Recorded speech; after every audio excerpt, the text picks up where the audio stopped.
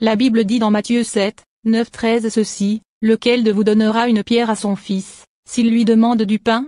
Ou, s'il demande un poisson, lui donnera-t-il un serpent?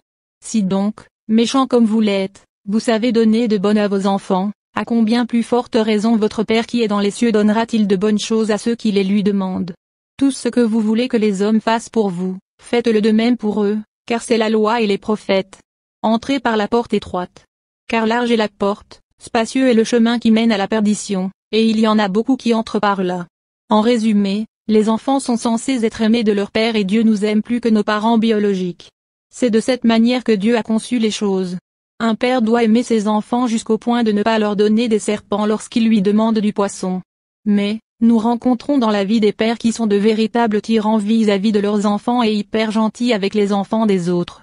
En fait, ils seraient prêts à donner des serpents à leurs propres enfants et des poissons aux enfants des autres. Ces pères sont méchants à la maison mais gentils dehors. Il existe des enfants qui, dès qu'ils entendent la voiture de leur père entrer dans le garage, partent tous rapidement dans leur chambre. Ces enfants ont peur de parler à leur père car, à la limite, ils risquent la bastonnade. Tout le monde tremble lorsque papa est à la maison.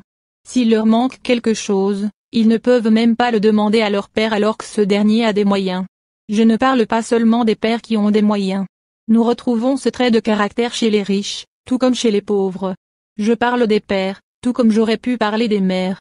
Parce qu'il existe aussi des mères qui sont gentilles avec les enfants des autres au lieu de leurs propres enfants. Je ferme cette parenthèse et je reviens aux pères. Ils sont coléreux, et réprimandent sans cesse leurs enfants. Ce sont de véritables empereurs dans leur maison. Si vous vous sentez concerné par ce schéma que je suis en train de brosser, pouvez-vous analyser votre vie? Avez-vous vécu ce genre de situation vous-même? Quand bien même ce serait le cas, avez-vous aimé être maltraité par votre père pour reproduire la même chose? Vous pouvez stopper cela et décider de ne pas être comme votre père. Ne croyez-vous pas que ce serait plus sage? N'avez-vous pas suffisamment de personnalité pour croire que, vous affirmer dans votre famille signifie terroriser vos enfants? Êtes-vous bipolaire? Si oui, faites-vous soigner. Dans tous les cas, ressaisissez-vous car vos enfants sont votre avenir. En vous comportant de la sorte, c'est de la haine que vous semez autour de vous. Pouvez-vous penser au moment où vous serez vieux, pensez-vous que ce seront les enfants des autres qui viendront s'occuper de vous? Vous criez sur vos enfants alors que vous êtes gentil avec les enfants des autres. Ce qui veut dire que vous êtes capable de gentillesse.